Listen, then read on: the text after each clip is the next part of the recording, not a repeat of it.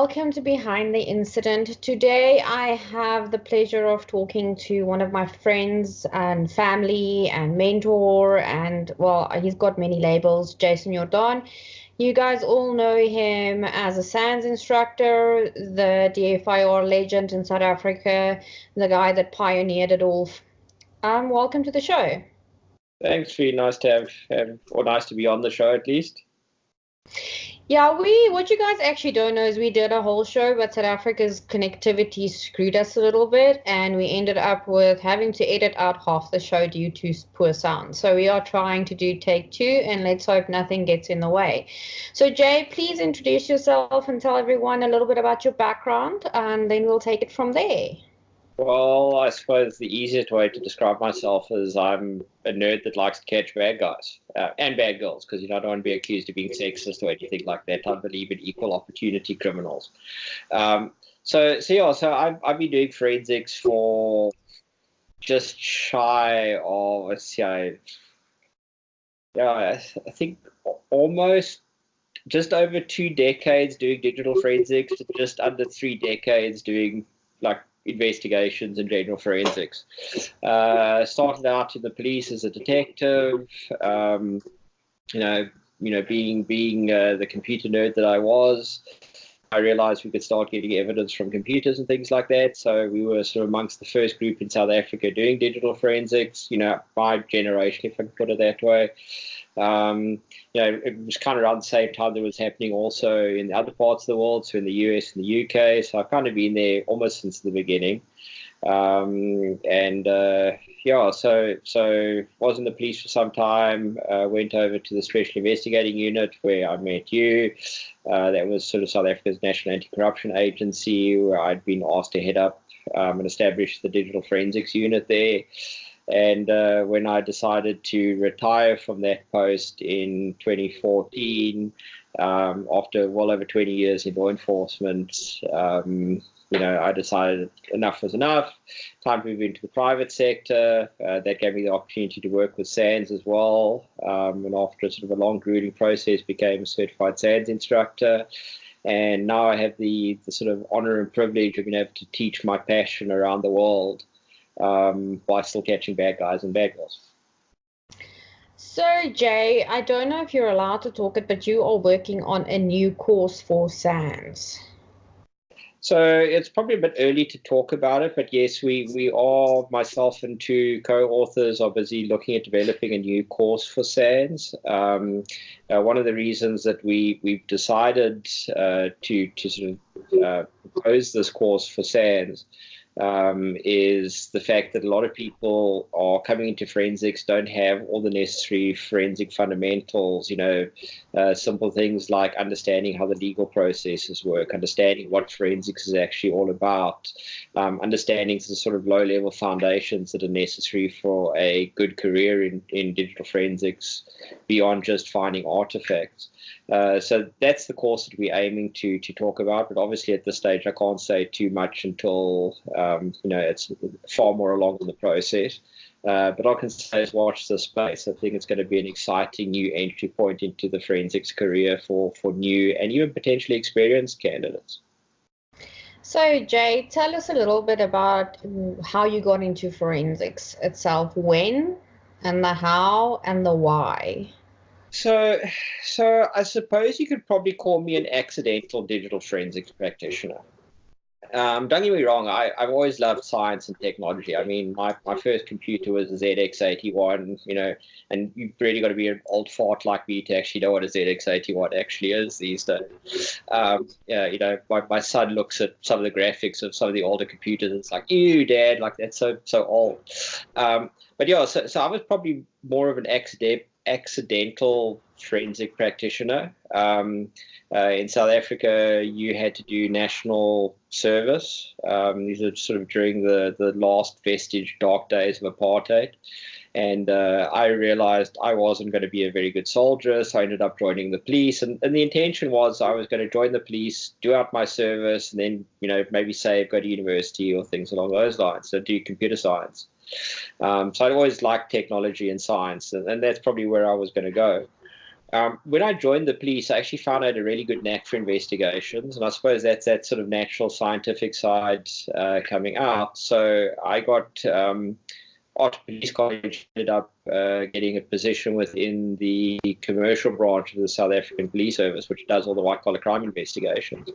And obviously, as you can imagine, white-collar crime has a lot of documentary evidence, and that sort of moved from typewriters to document, to sort of word processors and computers, meant that a lot of evidence was now potentially on computers. And I was the nerdy tech guy that knew something about computers, and that's kind of the field that I got into. So in a weird way, my love for computers and technology and science, and then the growing passion that I was developing for investigations, kind of found each other. And that's how I got into forensics. Back in the early days, we were really maverick cowboys. Honestly, there was no standards, there was no protocols. We developed all of those protocols and principles. Somewhere along the line, we went from being investigators to forensic scientists, with all that entails. So that's kind of how I got into it. As for the why, I suppose I've always liked solving problems. I love to answer questions, to help questions. The more complex the problem, the happier I am. And as the sort of digital field developed, it just created more questions. There were more questions I needed to go, more answers. So it's been this constant learning growth path.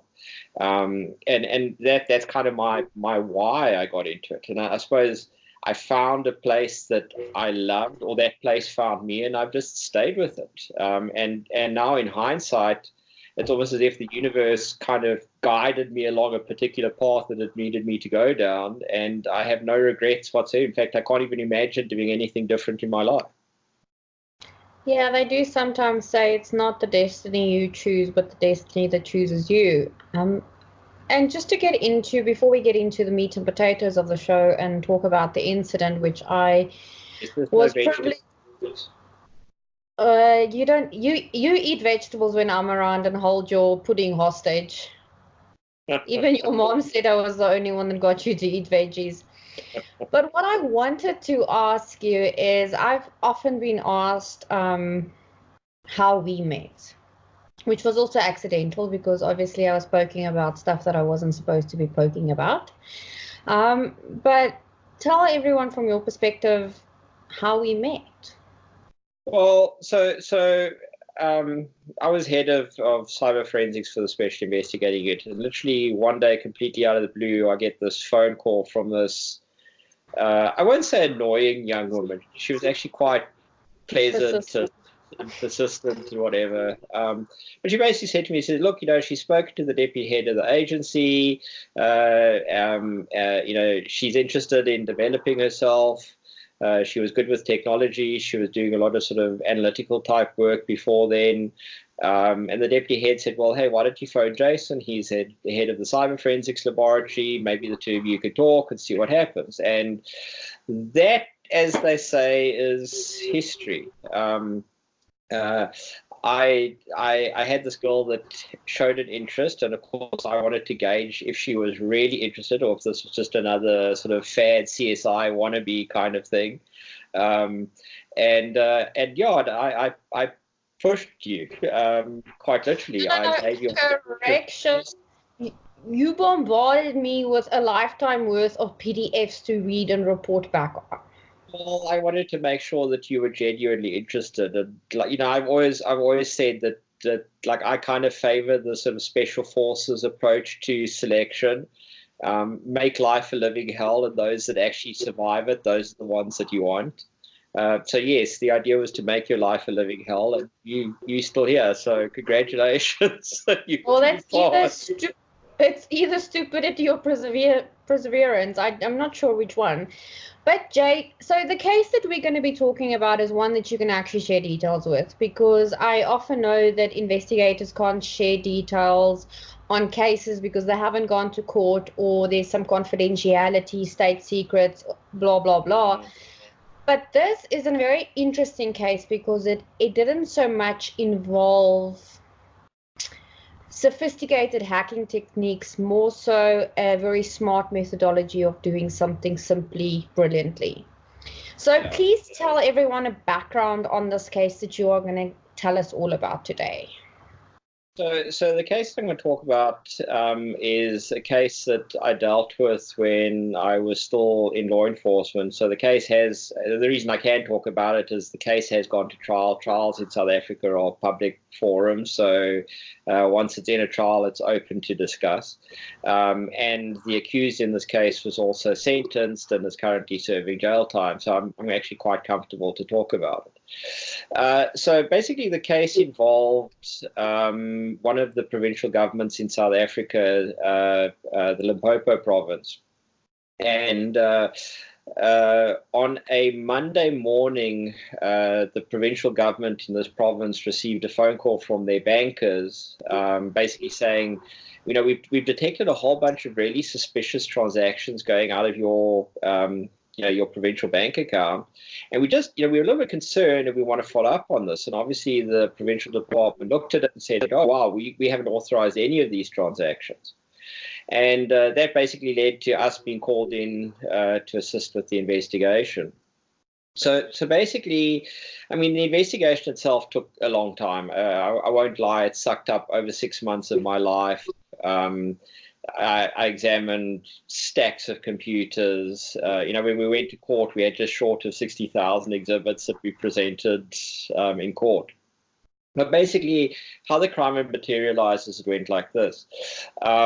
There was a guy working in the State Information Technology Agency, which is basically a government agency in South Africa that provides IT services to all government institutions. And this guy had basically been bought by an organized crime group. And when I mean bought is they'd literally approached him, they'd corrupted him, paid him a bribe. And the whole purpose of that was to be able to go and get access to government financial systems.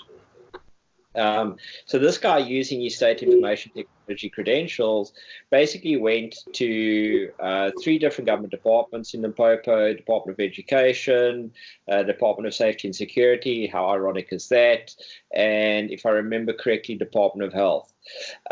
So these departments, well, at least education and health, generally have the biggest budgets in South African government. So he basically went to these departments. Now, what he did is he installed keylogger software on a number of computers within those departments with the idea that he needed to get the credentials, the user credentials and passwords for the basic accounting system of government. Now, the BAS system, ironically, is also administered by the State Information Technology Agency. It's a big mainframe system. It's very old. It's very archaic. But in general, it's not a bad system. But obviously, to transact on the system, you need to have appropriate credentials.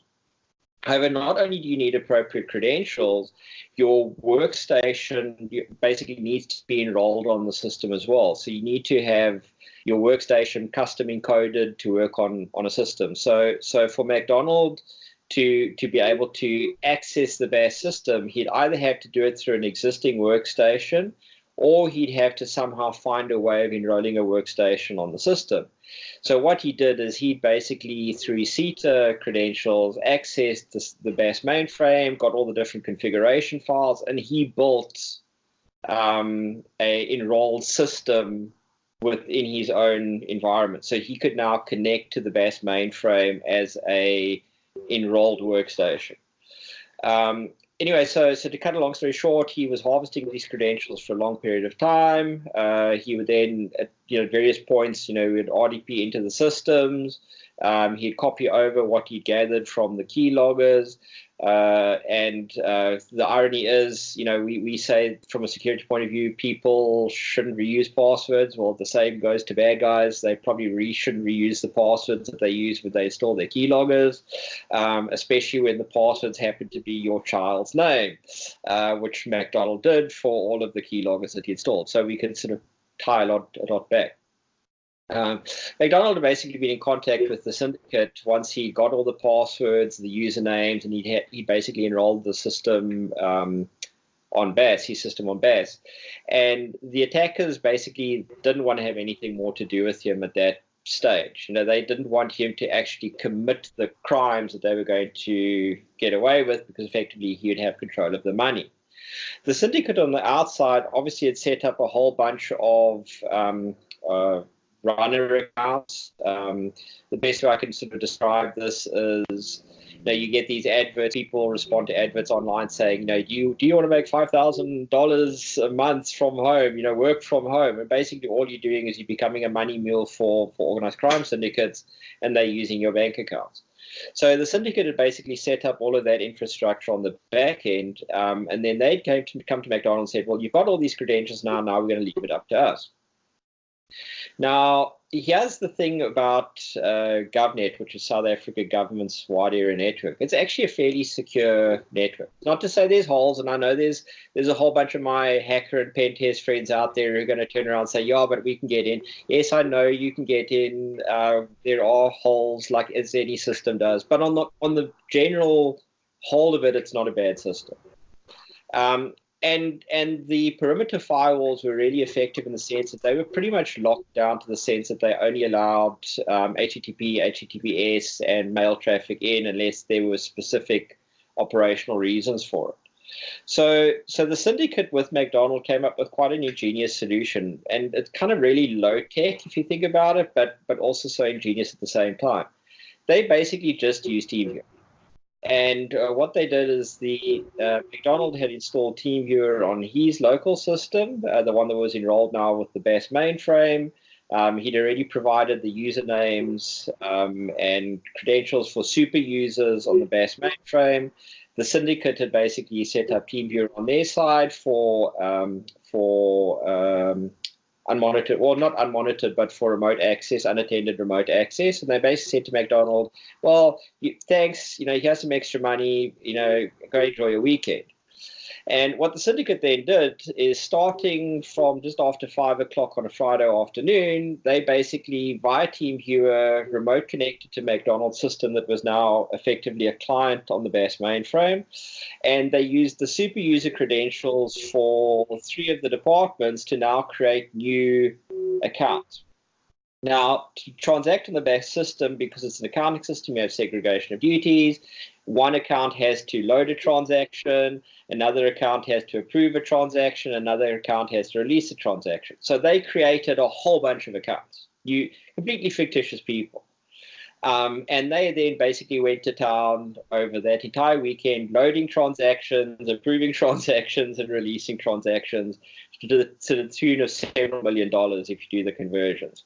So it was quite ingenious. Anyway, from an investigation point of view, the investigation took a long time, but we literally reconstructed all of this activity. From every single piece in the picture, how McDonald had actually compromised the entire government system. Now, the sad part of the story is we never got to the main syndicate behind it, behind him. And again, there was a lot of, if I can put it this way, interagency political reasons, because our mandate or our jurisdiction extended to only a certain point, and then other agencies that were supposed to take up the other part of the investigation never did their job, which is kind of sad, but it is what it is. But in the sort of end of the day, it was a really, really interesting trial. In fact, it's the only case that I've actually testified in twice the same trial. And the reason being is that I testified the first time, and then mysteriously the court where this trial took place, was then set alight in an arson attack, destroying all the court records and a lot of the evidence. Luckily, I'm a paranoid old investigator, so I kept backups and duplicates of absolutely everything. So we actually had enough to bring the case to trial for a second time. We had to have a new magistrate, because we couldn't prejudice the magistrate that already heard the matter. And so I literally had to testify in this case twice. That's, in fact, it's the only trial I've ever done twice. Really kind of bizarre. But at the end of the day, the magistrate found McDonald guilty of what he did, so for contravening South Africa's computer crime legislation, as well as for conspiracy and fraud and a whole bunch of other issues. And what was nice is that in the judgment, the judge made specific reference to the quality of the digital forensic work was done and the comprehensive nature of the work, that if it hadn't been for the digital forensics and literally been able to reconstruct exactly what had happened, almost sometimes down to the individual transaction level, the magistrate wouldn't have had the insight to see exactly what was going on and understand the ramifications of the seriousness of this investigation. So MacDonald received a sentence, and this is something that I'm very proud of. And I know you should always stay humble and things along those lines, but it was nice to see that a large amount of work led to a decent sentence. And MacDonald was actually given 25 years in jail for his crime. To date, in South Africa, that is the highest sentence for an individual hacker in South African history. So I'm kind of proud of that. It was a lot of hard work that went into the case. I mean, not that I necessarily want anybody to go rot in prison, but it was nice to see the court actually realizing the seriousness of what we'd investigated and what we'd done, and I believe issuing an appropriate jail sentence. No, definitely, I agree. Now, that is a very interesting case, I remember as well, and I was privileged enough to be part of the lab. I didn't work on the case because I had other things that was taking up my attention, but was an interesting case to follow. Now, Jay, as a forensicator, we often have these cases that we shake our heads or we make a mistake that make us think that, you stupid idiot, how did you make this mistake? And everyone does this at least once and learns from it. What in your career would you say is one of the WTF moments that you had? So there's probably lots of moments that I've done something stupid because I'm a human being, but for the life of me, I'm struggling to find one that actually sounds newsworthy or noteworthy. But I can talk about a case where we were involved in where something went horribly wrong. And this is again during government service time, but basically we'd been asked to investigate our postal service for corruption and a whole bunch of other things. And government's the postal service's mainframe were these really, really, like really old Unix boxes, the type that you need like Gandalf the Grey to come in and basically sort things out. And we got to the scene, and we saw these Unix mainframes, and I said, look, what, this is I'm not comfortable to sort of touch these. And literally, we were being pressured by government. No, you have to take all of these mainframes down, and you've got to image all this. This is the instruction. You've got to image all of these computers. I'm like, I'm not comfortable about this. If this goes down and we can't get it back up again, and these were the mainframes running their entire sort of postal services financial infrastructure, and the problem is the postal guys didn't want to listen to us when we said we're not comfortable. So they're like, no, don't worry, we've got this sorted out. We'll just drop them so you can image the service. And yes, they did that, and then nothing worked after that. So literally for like 2 days, nobody in the country could do anything. It's kind of an embarrassing little moment, when you've got to sort of fly people from America, sort of, like I said, the Gandalf the Grey of the Unix world to come and try fix the problem. So I suppose it wasn't a cock-up that we made. It's a cock-up that other people made while we were involved. But unfortunately, everybody looks at you, but you're the forensic guys. Couldn't you have fixed this? But I think that's also, I suppose that's also part of the thing of you don't want to. People need to understand there are limits to our knowledge. It would be completely inappropriate for me and the team to have gone in and tried to do something that was way out of our capability. I wouldn't have been confident in doing it. And that was an embarrassing moment. I mean, it was just horribly embarrassing moment when you've got to go face, the sort of your big boss and say, well, yeah, boss, sorry, I hope you don't have accounts with the post office because you can't use them at the moment. So, I always ask people, what do you do to relax? How do you have some downtime? Because we are dealing with binary, hexadecimal bits and bytes and constant screen time. What does Jason do to just take a moment for himself?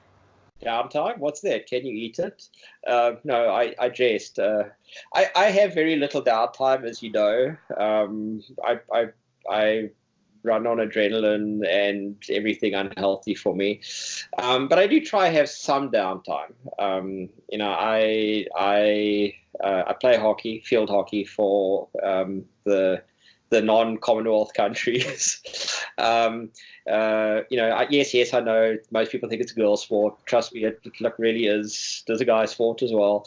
But I have a lot of fun playing hockey. I still play fairly competitively. I have provincial colours in the Masters division, so I still play at international or interprovincial tournaments for my province. I've recently started playing action netball.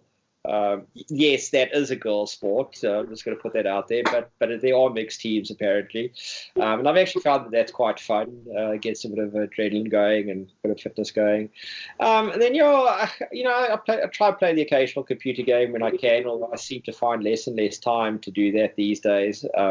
Nothing says relaxing like blowing somebody up or shooting the shit out of stuff with unlimited amounts of ammunition. It's a completely cathartic experience. And then, I used to also play sort of competitive paintball at one point, which that seems to have tapered up. Although I'd like to take that back up again, just to help get the aggression out. But yeah, I suppose that's me. And of course, Star Wars. Anything Star Wars. New Star Wars movie coming out in December. Just throwing that out there. That's my little advert. On the 16th of December or whenever it comes out, please nobody try to reach me. I'll be at the cinema watching it once, then another time, and then So that would be meaning he will be diverting his phone to me.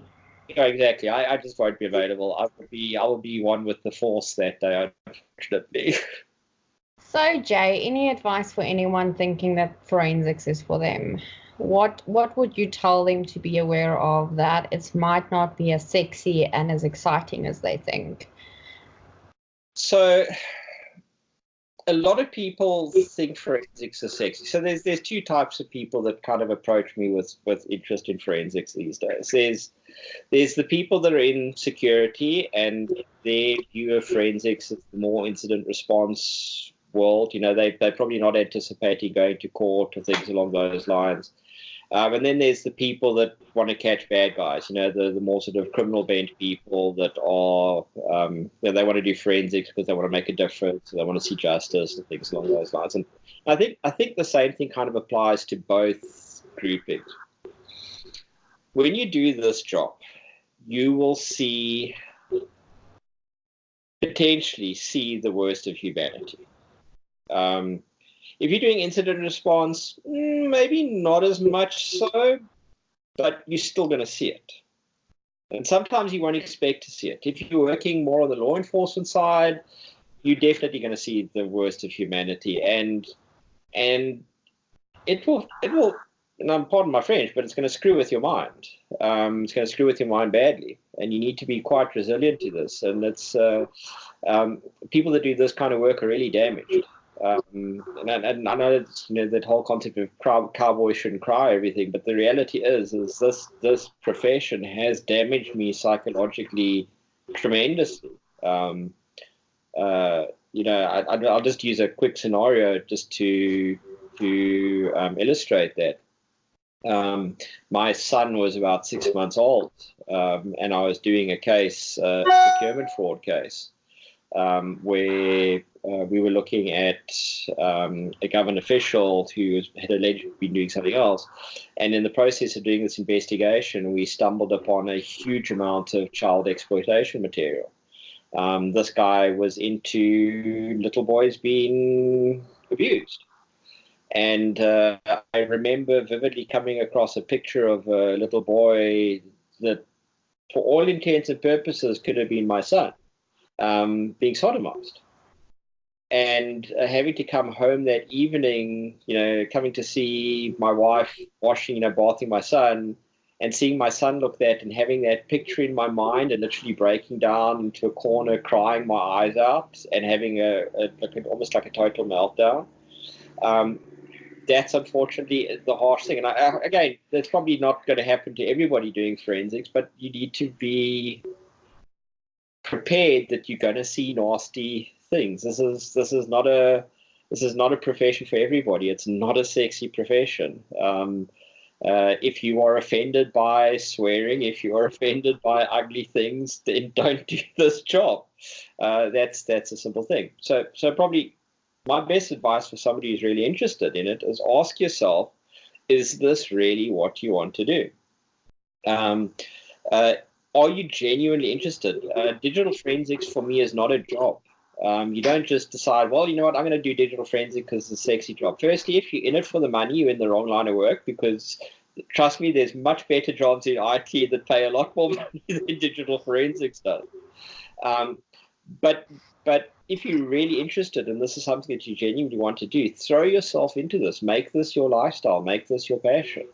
The world needs forensicators. The world needs people like us to toe the line. Whether you do it in law enforcement and you sort of defending the weak and the people that can't defend themselves and things like that, or whether you're on the front lines as an incident responder in a corporation protecting your corporation from outside attack, we form that defensive line. We are that.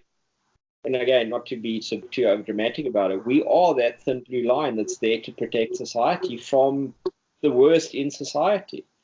And if that's what you enjoy, and if that's what can drive you, then digital forensics can be a great profession for you. But it's something you need to throw yourself in for. It's a lifelong journey.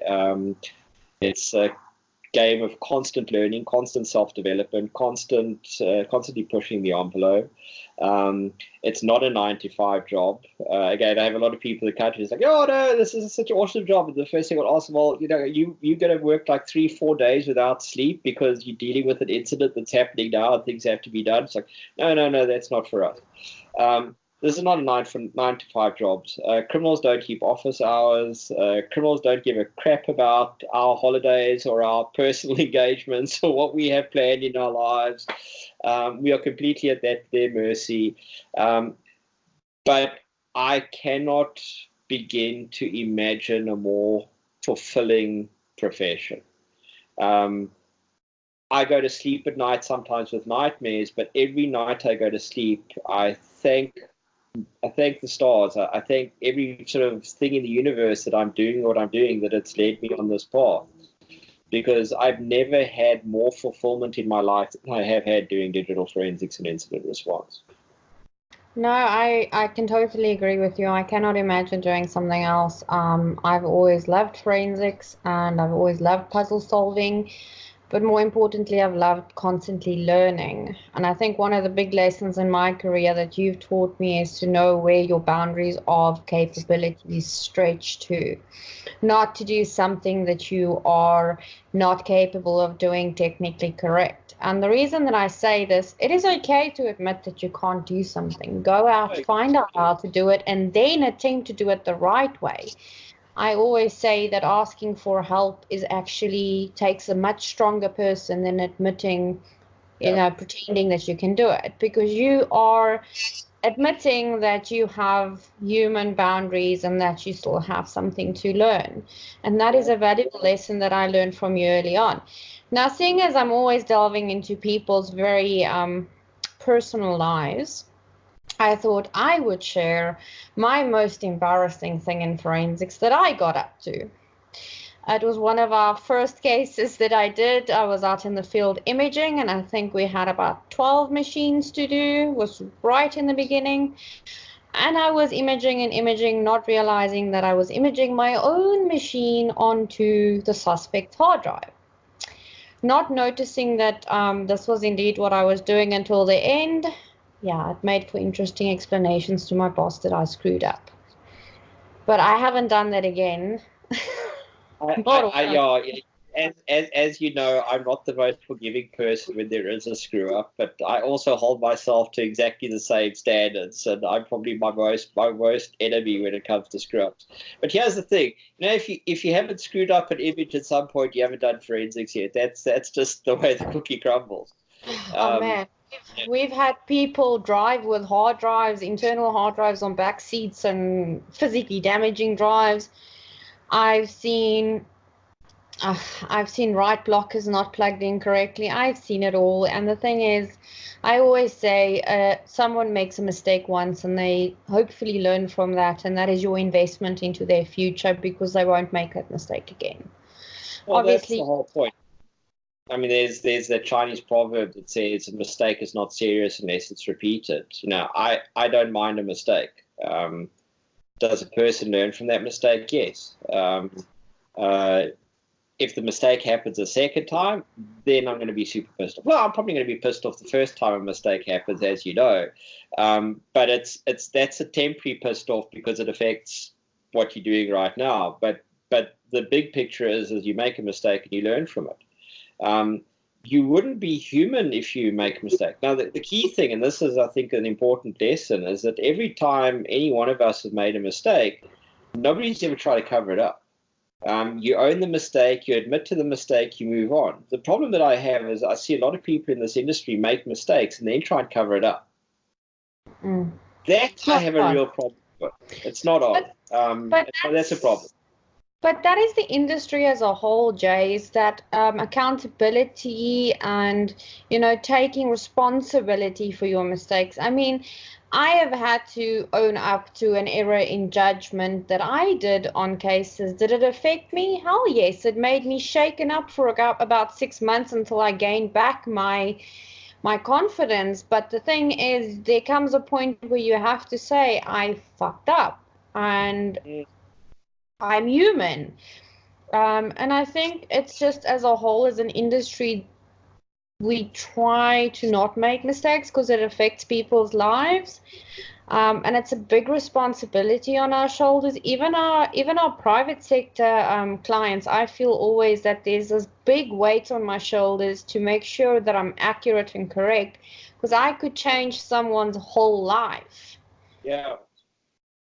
Well, and that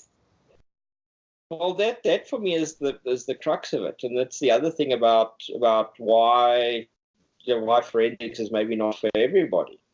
Is you literally hold a person's life in your hands. Can you take that responsibility and know that you're holding a person's life in your hands? I mean, let's be quite blunt about it. I do an investigation that the results of my investigation ends up with somebody going to prison. Can I comfortably look at myself in the mirror knowing what I know about the criminal justice system and knowing what's going to happen to that person in prison? And here's the sort of public service announcement for the rest of the world. Going to prison is not the nice, warm, fuzzy thing that we see on American TV or whatever. Prisons are shitholes. You send somebody to prison in South Africa, that person, firstly, 9 times out of 10, they're going to come out HIV positive, if they're lucky, which is effectively a virtual death sentence. If you're a guy, you're going to go into prison and you're going to be raped and you're going to be sodomized and you're going to be brutalized and you're going to be beaten up and if that's what gets your boat, great. But for most human beings, that's not on. So I know the horrific conditions that a person's going to face when they go inside a prison in any country. I need to be comfortable that I'm putting the right person in prison, because the thing that I'm doing doesn't have a nice outcome. I effectively destroy someone's life if I do my job correctly. Yes, they're a guilty person, a bad person, and all that, but they're still a person. And I've said to a lot of forensic practitioners over the year, the day I stop being compassionate and the day that I lose my feeling towards my fellow human being and understand that the work that I do has consequences, I need to get out of this game. Because if you do this work without compassion, then you're doing it for the wrong reasons. Look, I remember days early on in my career where I used to cry every time that I caused someone to either get fired or go to prison or just be punished because I felt like I was affecting someone's life negatively. But it's still the same way for me every day. And I think that's what people underestimate about this industry is that they think it is this warm and fuzzy CSI. Yes, it's exciting. We get to learn new things. We get to work with interesting technologies, but we should always take note that we have the power to adversely affect another human being's life course. And it's a serious thing. And I know from those that I've spoken to, yes, we might proudly tell about our technical cases, but we never gloat about the fact that we punished someone. Yeah. That's not on. And I remember, you once told me that we don't treat them differently because they're criminals. We treat them the same way you would treat your mother, your father, your friend. It's all about the human factor. And that's one of the big things that I've learned. And I think that's what shaped me and my career is always being compassionate. And I thank you for that. Well, I've shared this story with you, but it's a story that really shows it. Dealing with a really, really hardened criminal earlier on in my career, who literally, after I'd booked him and I'd finished the interrogation of the guy, turned around to me and said, well, Sergeant Jordaan, I just want to say thank you. You treated me with dignity, and because of that, I won't have you and your family killed. And that's a harsh realization when you realize that the guy that you're dealing with has had contracts put out on other law enforcement officers and people have been killed because of him. That's life. So, Jay, what is next for your career going forward? What is the next thing? I know you're busy with your PhD. Hopefully, you'll be finishing it soon. Well, I suppose my big thing, maybe personal / career wise, is I want to finish my PhD. So I'm doing my PhD in computer science, and I'm basically developing a occupational odontology for digital forensics. And what I mean by that is, at the moment, digital forensics, everything seems to be clumped together. But the reality is digital forensics actually has, from my research, 3 different occupational groupings. You have your first responders, the people that are responsible for preserving evidence. You have your forensic examiners, who are the people who are using digital forensics tools to extract evidence, find clues, guys running Cellbrite and kiosks at police stations and those kind of things. And then you have the forensic scientists. The problem is everybody at the moment is kind of clumped all together, and we need to sort that out because the rules that apply to forensic science are not the same rules that are going to apply to an investigator, and we need to start having people in the right occupational groupings, and that's how we can move the profession forward. After the PhD, I don't know. I am potentially toying with the idea of doing a master's in law degree in IT law because I'm a bit of a law nerd as well. Hopefully we'll have our new SANS course up and running next year, so I'll be teaching that along with probably a few other SANS courses. And career-wise, profession-wise, DFIR Labs is looking at expanding. At the moment, we're potentially looking at expansions into the Middle East and in the United Kingdom and potentially Europe, which is quite exciting.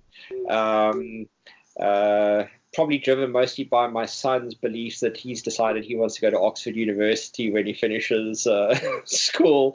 So it probably might be a good idea to have a UK office by then. So there's that on the sort of business side. And then on a personal side, I've got a few book projects that I'm currently working on at the moment.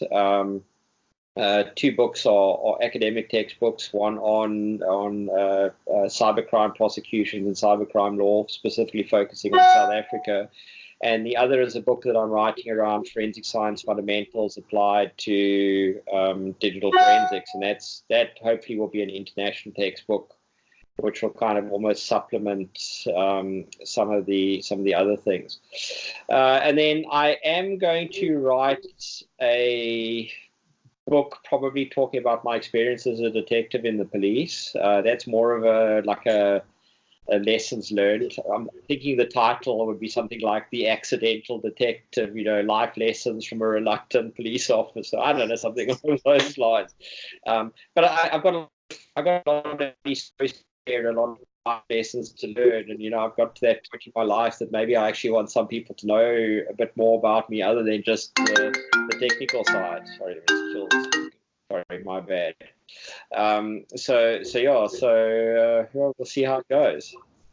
Well, Jay, thank you for spending the time with us finally that we can do the recording. I know it's been a bit of a mess trying to get you to pin down some time because your schedule is very hectic, but you must have a fantastic day, and thank you for joining me on Behind the Incident.